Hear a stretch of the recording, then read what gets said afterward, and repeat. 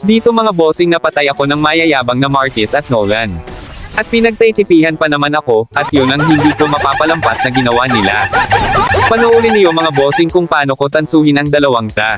Hindi nila alam na mas mayabang ako kapag niyayabangan ako.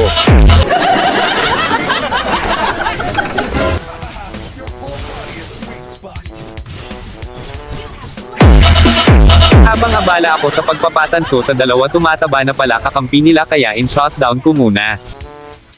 Dito linipitin ako ni Nolan para dagdagan ang gold ko. Dito inaabangan ako ni Tornado, pero di gumana sa bida ang pagulat effects niya.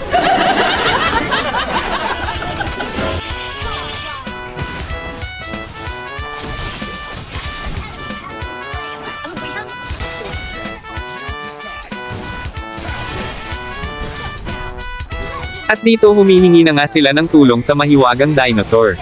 Pero di nila alam hawak ko ang Dragon Spear, kaya mas nauna pa sila pumanaw.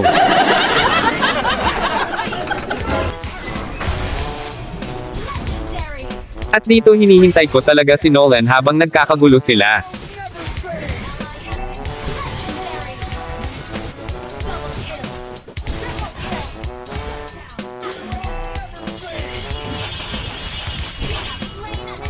At dito nagbigay pa ng isang kill sa akin si Nolan bago matapos ang laban.